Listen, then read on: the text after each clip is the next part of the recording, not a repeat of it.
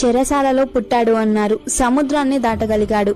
6 రోజుల పిల్లవాడు అన్నారు, అసురుల పాలిట యముడయ్యాడు. గోవుల సంరక్షకుడుగానే ఉండగలడు అన్నారు, గోవర్ధనగిరిని చిటికెన వేలితో ఎత్తాడు. పిరికివాడు అన్నారు, పాము పడగలపై నృత్యమాడాడు. వెర్రిగా మన్నును తింటాడు అన్నారు, విశ్వాన్ని మొత్తం నోట్లో దాచగలిగాడు. ఒట్టి అల్లరివాడు అన్నారు, ఆడదాని గౌరవాన్ని చరిత్ర చూసేలా చేశాడు. ప్రేమలో ఓడిపోయాడు అన్నారు, కానీ ప్రేమనే గెలిచి చూపాడు. నల్లని వాడన్నారు, నీలి మేఘశ్యాముడయ్యాడు. కత్తి పట్టలేడు అన్నారు, కానీ జగన్నాటక సూత్రధారి అయ్యాడు. తెలివిలేని వాడు అన్నారు, తెగిస్తే సమస్త లోకం హడలిపడింది. స్త్రీ అంటే గౌరవం లేదు అన్నారు, శాపాన్ని మాత్రం మౌనంగా స్వీకరించాడు. యుద్ధ భూమిలో శూన్యం అన్నారు, సుదర్శన చక్రాన్ని తిప్పితే సూర్యుడే మబ్బుబారాడు. రణరంగంలో సామర్థ్యం లేదు అన్నారు, రథసారథై సత్తా చూపాడు. ఆఖరి ప్రశ్న, నువ్వు ఎవరు అంటే, అర్జున, నేను సమస్త లోకానికి గురువు. రాబోయే కాలానికి కర్మనవుతా, రక్షకుడిని అవుతా, అధర్మం పట్ల అసురుడిని అవుతా. ధర్మ సంస్థాపనకై దశావతారాల్లో 8వ అవతారం ధరించిన శ్రీకృష్ణ పరమాత్ముణ్ణి నేను.